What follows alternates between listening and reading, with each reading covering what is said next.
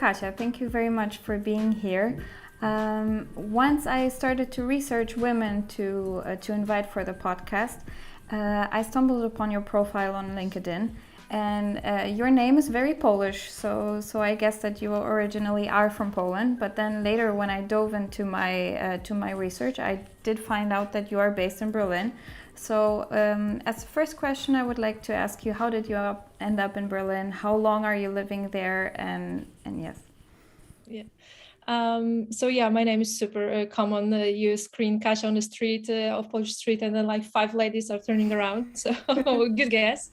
I do have troubles with the name here in Germany, where I live actually for 8 years right now.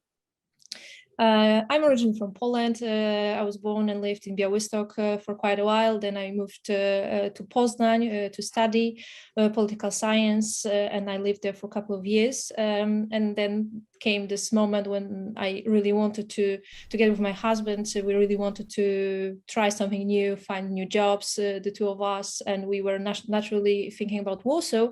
But somehow we ended up moving to Berlin, which is a completely opposite direction. And we decided, okay, why not? We are free people. We have no strings attached in Poznań. We have no strings attached in Poland. So let's give it a try. We had a couple of friends living in Berlin. We knew that it's a good place to be. So yeah, let's give it a chance and move to here and see how it goes. So the initial thought was to move here for 3 to 5 years, and now 8 passed, and we're still here. So you can imagine that we're quite comfortable living here. Yes, but did you know that it's going to be also like a professional decision, not only just like a private decision to just change your life and your lifestyle for a bit, but it's going to be also a very impactful change for the path of your career that you took? Yeah, because my thoughts about moving from Poland was also related to my professional activities, because back there I was working for marketing agencies for a couple of years, doing projects for big corporations. And I knew after a couple of years that this is something that I don't want to do anymore, simply saying. So I was moving here, I was looking for a change in a career, but I actually had no idea what that could be. I was completely open to any opportunity that will come out my way. And I knew I want to do something else. And that was like my main goal.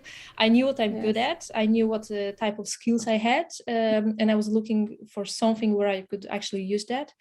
And because our network here was quite connected to the startup scene, that was a natural way to look for me. And that's how I ended up, simply saying. I met someone who was thinking about establishing a new company for himself. He was a serial entrepreneur already and thinking about new venture. And he needed someone who would help him in the super, super early stage. There were a couple of ideas and nothing more, basically. And for me, that was an opportunity to, change the environment completely, start working for the first time in my life in language different than Polish. So I had to refresh my English like drastically from day one. I had to do things I had never done in different language. But it ended up well. So after like the initial phase, I was offered a position of co-founder in this company that I started to help to build. And that's how my adventure with the startups started, actually.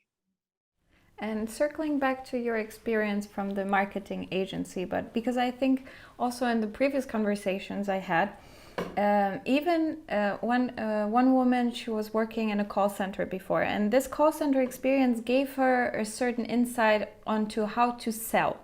And that later she implied those roles that she learned, mostly when it comes to customer contact, she applied later in her own business. So how would you say that knowledge that you acquired in the marketing agency, how did you use it later?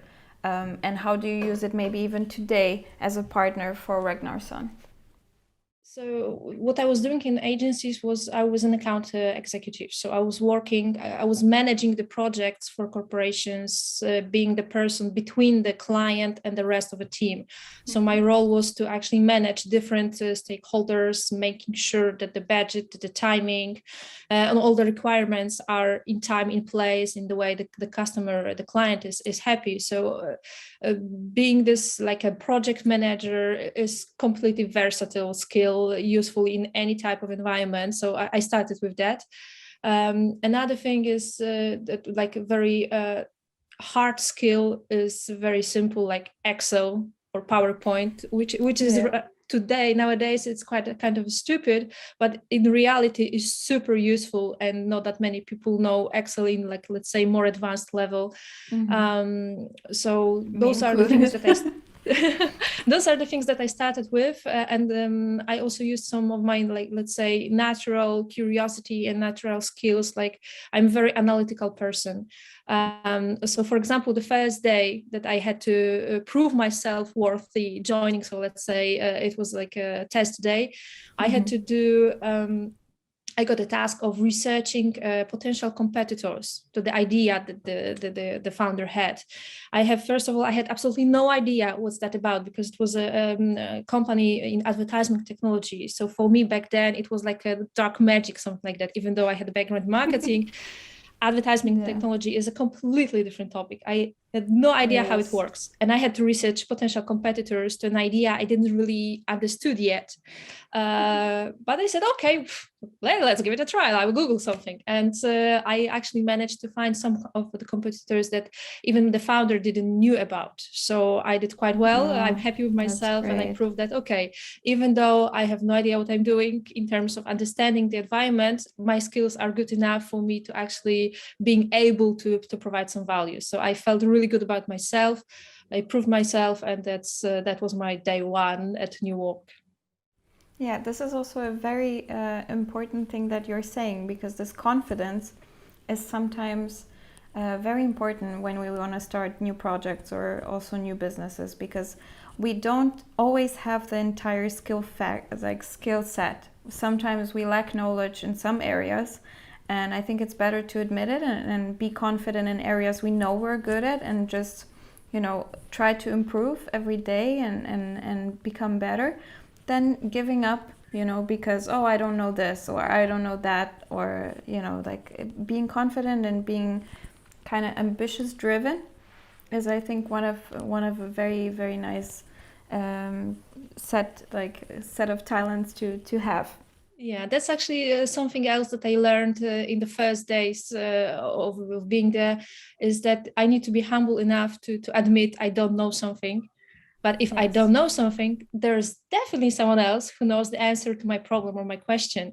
So that's another thing I really had to learn, because I didn't get it from working in Polish environment. I had to learn how to ask questions and how to find someone who could help me, and how not to be afraid of asking the questions to someone, to admit I don't know something, I don't have the skills or whatever. And that's something that it took me a while actually to get there. But now I'm a huge fan of such approach. You don't need to know everything. You're like, come on, you're not Wikipedia, but you don't need to invent anything from scratch. There's someone else who knows how to do it. Just ask the crazy question, right? Yeah, it's true. But this requires a certain level of professional maturity that I think that everyone needs to kind of like go there when they're ready. I was very often in my life before, I was kind of like trying to really hard to prove that I know everything, that I can handle everything. And it drove me crazy, because I was proving to the point where physically I was not even feeling well, because I had to work so hard, instead of just admitting this like low-hanging fruit. Okay, well, I don't know, but if you want, I can find out, or like point me to someone that knows, and then I will collaborate with this person. I think it's fine to like you said, admit not to know. And also being honest and humble about things like this is usually also from the other person that collaborates with you, also a plus. So we should not be afraid. I don't know if this was because I'm a woman and I always felt like I need to prove myself so hard, in the industry, and especially where I'm circulating in the tech world. I'm feeling that very often there is this feeling from the other side, from the male perspective, that maybe women do not understand, or women are not so tech driven and tech oriented. So that's why we need a heads up. And I wanted to prove them wrong.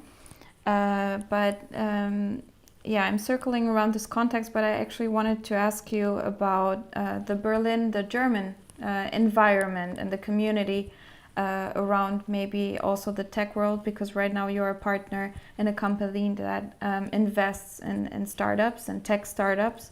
And I wanted to ask you, do you feel anything like this? Like, how is the community there? Is it very open-minded when it comes to including women?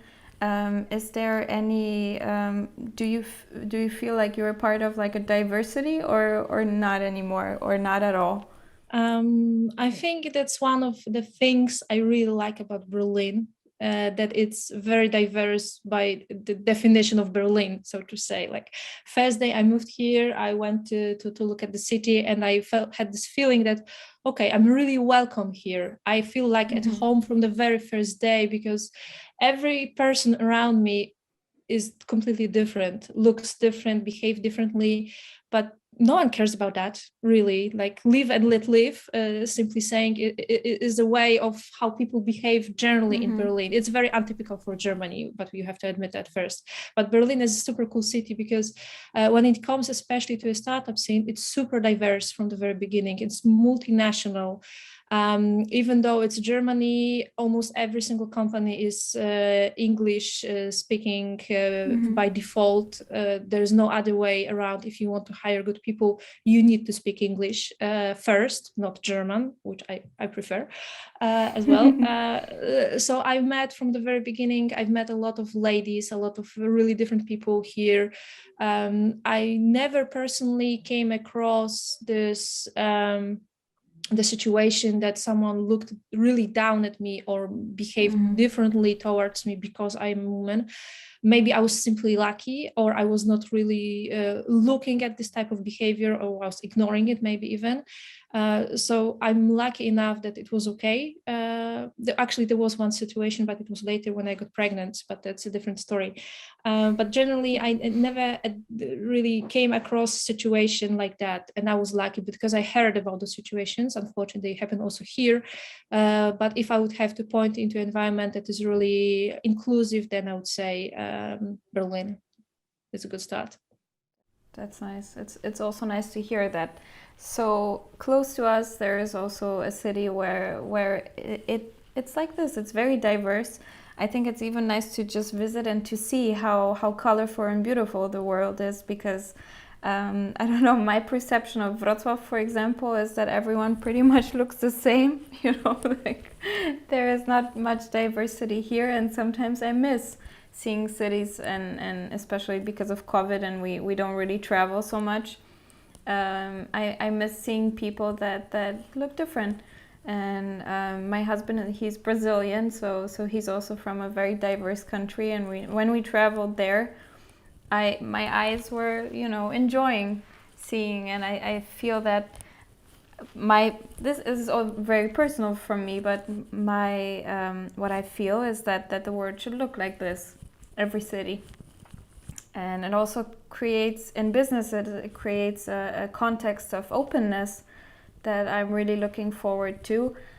This podcast was also created to create a conversation, created to create, but to create, to start a conversation about putting women's stories also equally with male stories, because I researched and I found mostly male-driven stories, the male entrepreneur, the father of business, let's say, especially in areas like yours, for example, investments, right? Finance, also investing in companies. That for me has a very male stereotype. So I'm glad to find women like you that are also working in that area and representing something else. a perspective, yeah, a perspective that is closer to me because I'm a woman. I'm looking up to women as well. Um, so tell me, what can you maybe shed some light on the company you're working for and what your role is there, and maybe tease us some plans for the future that the company has and you connected to the company? Yeah, so Ragnarson, or we are impact angel investors, which basically means that we want to invest in companies from all over Europe that are trying to solve issues around climate change or sustainability. Um, and because Ragnarson is originally a software agency from Poland on the market for 15 years right now, we have this really huge tech expertise behind us that we see as an additional value that we can offer to our founders. So we are looking mostly for solutions, software solutions or software-driven solutions on very early stage of development, like MVP stage or sometimes even earlier, where we see that the value we can give the founders from the tech perspective might be the biggest. So what we do is, of course, we offer founders money in the first place. We are investors, obviously, but then we're very open to help in things like, for example, structurizing the idea on how to build a product or how to build a tech team, how to hire best tech developers, when to hire them. That's also a question that we got quite often, actually. So we are not afraid of share the knowledge and experience that we or our team have. And that's something that we see is quite valuable in the market. I want to believe it's quite valuable on the market right here. It's interesting. It's an interesting approach because it's not just this investor that I have in my mind that I give you money and you give me a lot in return. It's actually a partnership, from what I understand. And like more like a tech-driven partnership because you know a lot about technology and you can support them. Do you also outsource your developers, or you just try to help them hire their tech team? It depends, really. So there is an option, of course, to involve our developers if there's a fit and there's a need from the founder, but that's not something that we push towards them. We don't see investments as a way to, I don't know, improve the sales of agency or something like that. There's like two separate businesses. For us, it's more about if we want to invest and help company, we feel kind of an ownership of the things that are happening there. And if we can help the team to speed up the process, speed up the building of the product, help in any way to actually achieve the goal that we together established, then it's my obligation to do that in any way possible. And I'm really happy. I think that what you mentioned, that you see investors as someone who just give money and expects return, that's a stereotype that it's being outdated. I think, especially when it comes to angel investors. So those private people that are investing their own money in startups, those are very often people who have the same mindset of, I want to help this team because I believe in them. That's why I want to give them the money, mostly because I believe in the founders, not even because I believe in the product, but the founders first and foremost. So we do cooperate with quite a lot of investors who are helping founders with sales, with network, with approaching clients, potential partners, and all of that. So from my experience, the stereotype of investor is changing, and that's great. Yes. How do you start a relationship like this? Let's say that I have a company that has a sustainable technology, or I want to develop something like that. I read that it's very important to have a good pitch. Would you be able to give few tips, like how to even prepare a pitch? That's very easy to Google, actually. There are so many like blogs and websites telling you what should be included in your pitch deck, because typically it's seen as a presentation, 10 slides, each slide is about something different, product, solution, roadmap, la di la di la. So it's very easy to find those basics that need to be included, or the things that you need to think about when you think about creating your company. So pitch deck is very good starting point for the conversation. But because for me it gives me an overview of what you want to achieve and what's your way of thinking. But then the first call, if it's happening, is not always the pitch deck is like an entry point for the conversation, so it needs to be convincing enough for me to be willing to talk to you, for example.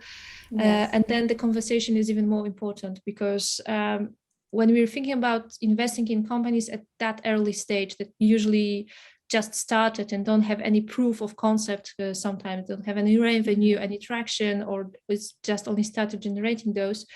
There are other things that we need to look at to make sure, or get the confidence in a company, or actually getting confidence in a team. So the conversation we have with founders is the most important thing, because we need to understand how dedicated they are to the problem, how close to the problem they are, why they are the best people to solve, or the right people to solve the problem and create the solution they have in mind. If their way of thinking is really the right one in terms of, do they know how to find the answers to the questions they are facing? They don't need to have like a whole roadmap and just, all the tasks, bam, bam, bam, one after another. There's the sales pipeline, there's a marketing plan and all of that. They don't need to know that, but they need to be aware of the problems that they will occur, and they need to be aware of how they are going to find the answers. And if they prove that, all of that in total, then it's the best thing that we can look at, see at the founders. It's very interesting. So it's not just about the presentation, but it's actually, and also not just about the product, but it's also who stands behind the product. And you have to be able to represent your thought, or your the morality in a way as well, because you are looking for something that is environmental friendly. So you have to be kind of like an advocate for those type of solutions. So it's interesting to think that a company is not only investing in a product, but also in the people behind the product, and the people need to be aware of that, right? Yeah, and actually I would reverse the order. We are investing first and foremost in founders, and then in the product, because sometimes what's happening is that the product changed. Simply. You iterate, you got the feedback from the market that your approach is not the right one, maybe you should switch, maybe you should create something a little bit different, and at the end product could be something else than you pitched at the very beginning. So that's why we invest mostly in founders and in their capability of getting the product to the right point, or to enter the market, and creating the product in a way that it actually makes sense, even though it might not be the things that we discussed at the beginning. So investing in founders, that's usually what's happening. Yeah, that's even better, I think, because like you said, product, markets, they all change, but people, they remain the same. So it's good that your company also has this as a goal to collaborate with people and not just with products. And what about the future? How do you see your future? Are you still planning to be based in Berlin, or how is it looking for you? Well, so far it's working, so I'm quite happy with the setup that we have right here. Both me and my husband are in a great places right now when it comes to professional life. Same as a private one. We have a kid that is quite happy here, was born here and got friends and all of that. So it's working for us. And when it comes to professional life, I'm focusing 100% or 120% on impact investing with Ragnarson. So we are looking for ways, or actually not even investing, we're focusing on impact with Ragnarson, because we see investments as one way of creating an impact and influencing somehow the market. So we are using the resources that the agency is providing And that's one thing we're doing, investing in startups, but also we're looking currently on the way how to make agencies' activities more impactful. Okay. So, for example, how to include more impact-driven clients in agency portfolio as well. And that's a tricky thing. That's something that we started quite recently thinking about, and we are considering different options. But it's really exciting because we are doing something that, especially in the Polish market, not many people are thinking about. How to take a business that it's doing really well, it's generating revenue, it has clients, has no big problems, etc., and how to make something more of it, and how to create additional impact that using the resources the company have, and how to activate your employees, how to make them also more impact driven. Is it even possible? So those are like those experiments that we're, so to say, we're trying to run and see what actually more we can achieve with traditional seeing business. Yes, it's very honorable as well that you are not just thinking about making money or making new technologies, but you want to make a planet-friendly solutions. So it's very good. Was that like for you always a mission to work with something sustainable and work with sustainable technology, or is it something that you found there? No, it was born a bit earlier. So the first company I founded here, as I said, it was advertisement technology. So it had absolutely nothing in common with impact. In the Yes. contrary, it was the most non-impactful type of a business that you can imagine. So that's something that actually started to bother me a little bit while working still there. For me, it was I was not that much attached to the company itself. For me, it was more like a way to learn how startups operate. I was really excited in this very early stage when every day you see that something is changing, and it's because of what you did, and you see this improvement, this progress, this growth every single day and week, every single sprint. So for me, that was the most exciting. So after 2 years, when the company grew to the point of growth, not building, but just using the things that you already had and just do your stuff, for me it got a little bit boring. I'm not afraid of using this word. So I decided okay, it's time for me to move on and use the things that I learned somewhere else. So I started to think, okay, if not this one, definitely I don't want to get back to ad tech anymore. I would like to join a company that is doing something really interesting, something meaningful. So I started to doing a research of such companies around Berlin. And I came across, like browsing through some conference speaker list, I came across a lady, Alison, from a company called Elegant Embellishment, that in my mind was doing something great. It was a architectural company that invented facades that were basically eating smog. And they had some couple of applications, one in Mexico. And I decided, wow, that sounds crazy and I love it. I have absolutely nothing in common with architecture or material or building construction industry. But I sent them an email saying, hey, I've been coming from startups. I have an experience in business development, in operations. I think what you do is really amazing. I would like to get an opportunity to talk to you. It was, typical cold calling, cold mailing to someone you didn't know, totally like a super long shot. I sent a couple of those such an emails, and this was actually the first one I've sent. And they replied saying, hey, yes, actually, there's it's huge coincidence because right now we are thinking about establishing a new company that is doing also something interesting. Let's meet and talk. I was like, what? Really? That's amazing. So we met with Alison and Daniel.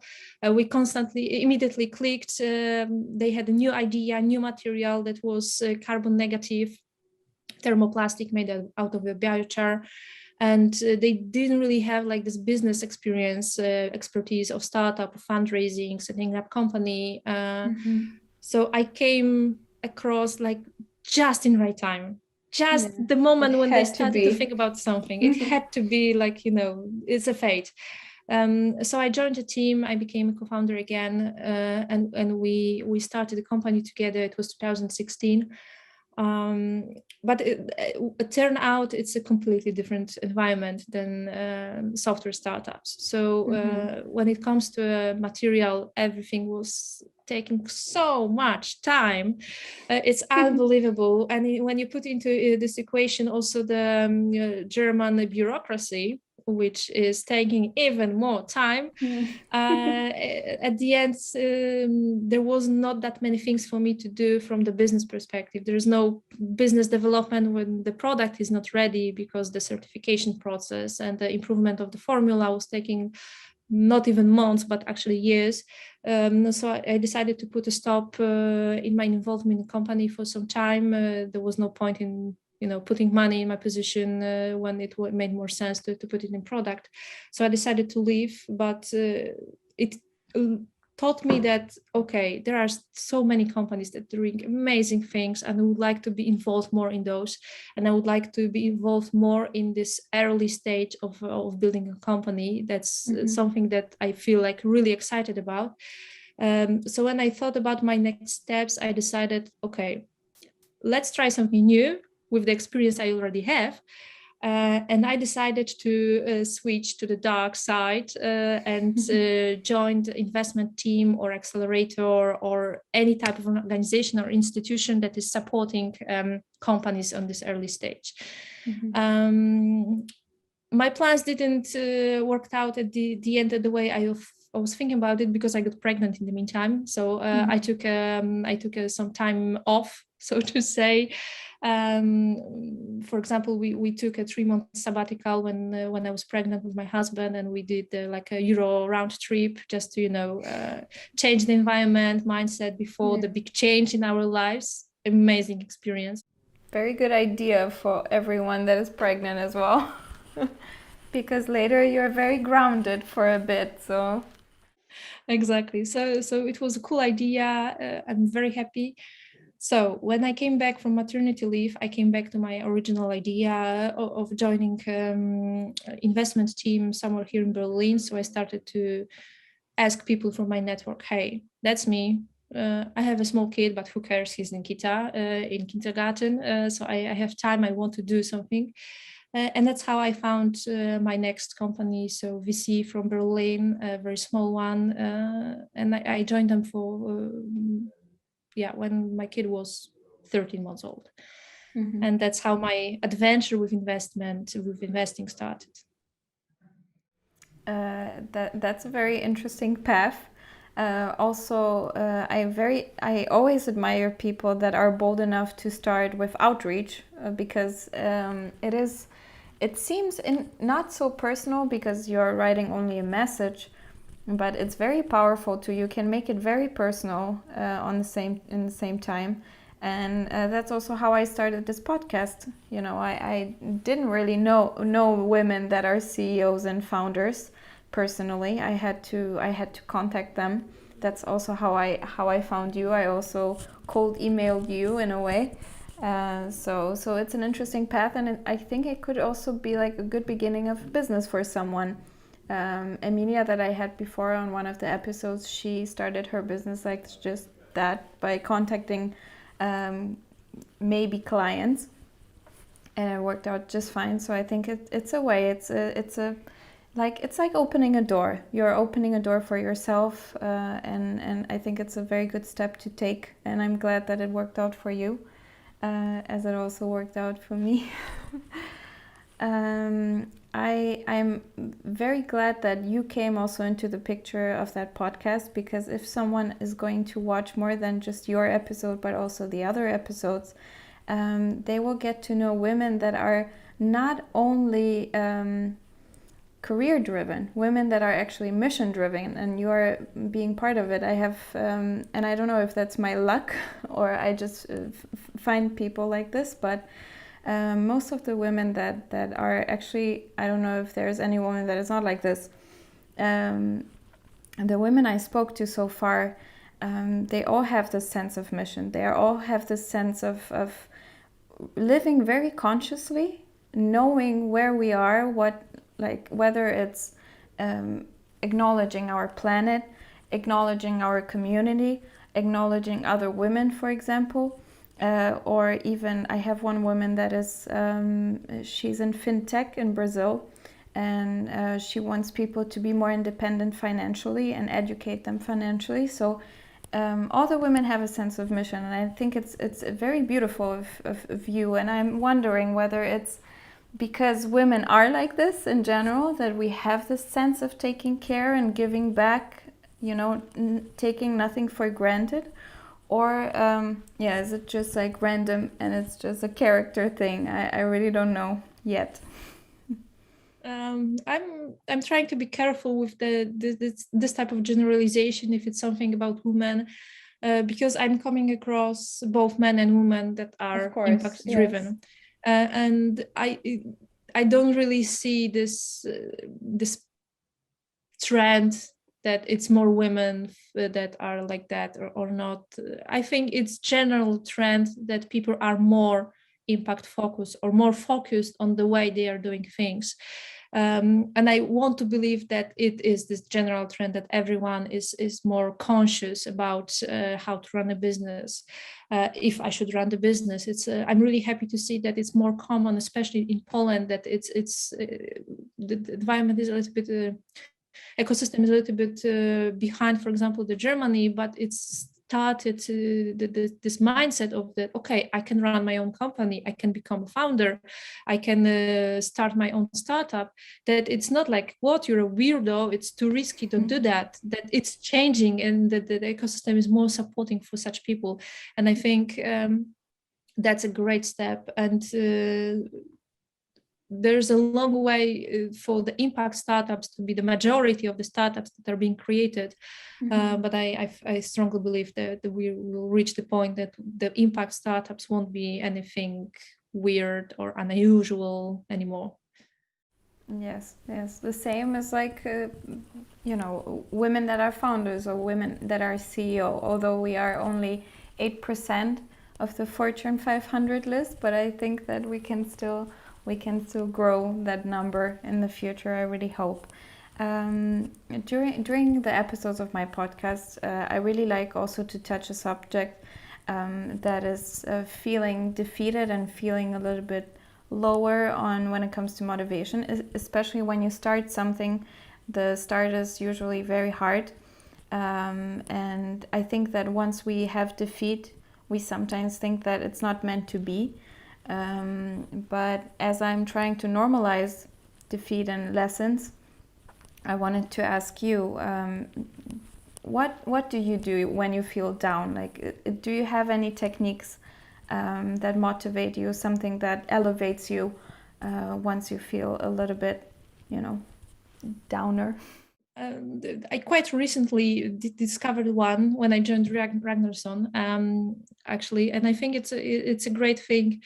Ragnarson is not quite a typical company when it comes to type of organization, because we are fully transparent, self-managed company, which means basically that everyone knows about everything that is happening in the company, like all the financial data, all the client information are completely open for all employee to see, to the point that every employee is setting up their own salary. So part of setting up their own salary is actually that first you need to get a feedback from all your teammates. And from people that you work with or look at you, how you work, and you need to get a really detailed feedback about how people perceive your work and yourself in the context of job, but also personal relations. And for me to attend, when I first attended this feedback session, it's a whole day session. You have like 5 meetings, 5 people per group.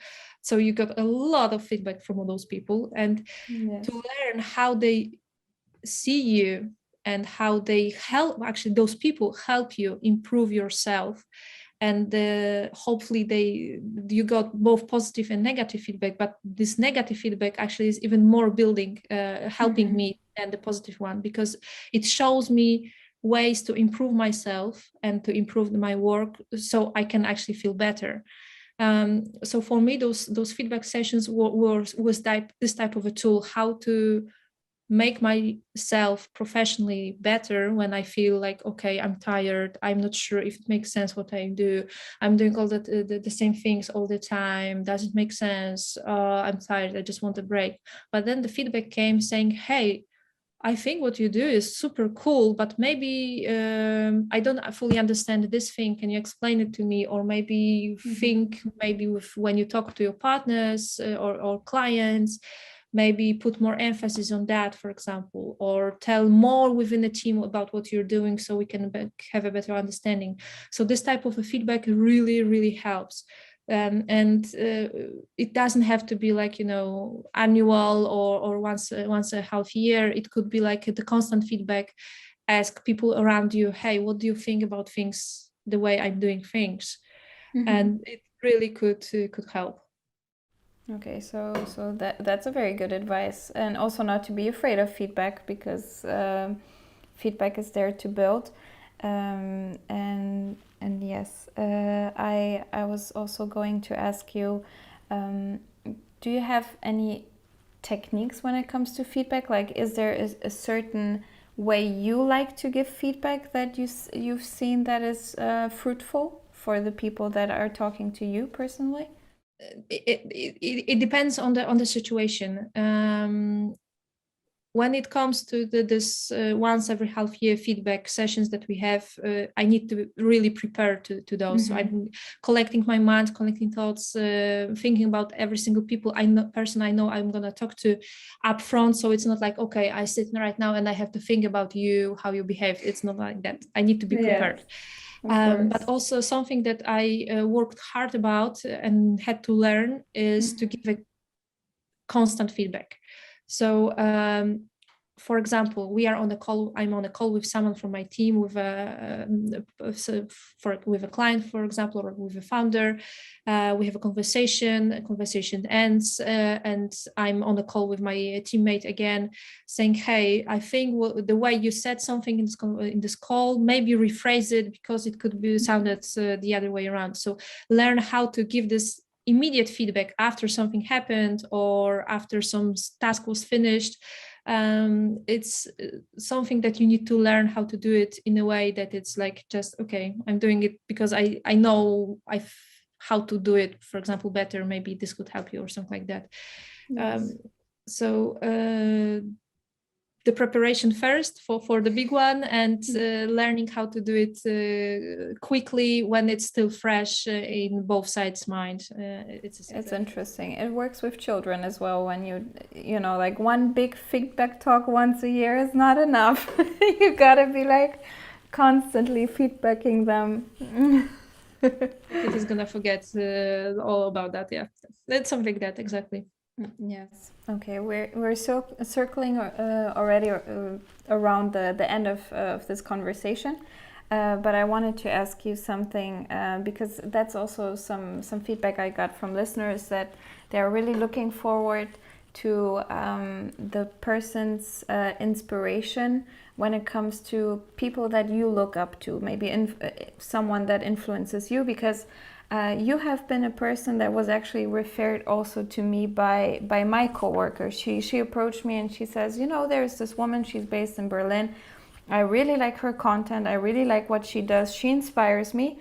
So I was wondering if you have someone like this that inspires you, and someone you would I don't know, maybe an author or someone to follow that you're looking up to.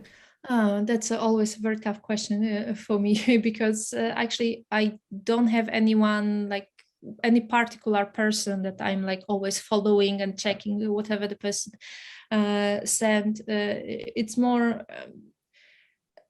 It's very tough for me to browse through the noise that is coming from my social networks or from LinkedIn. It's super tough to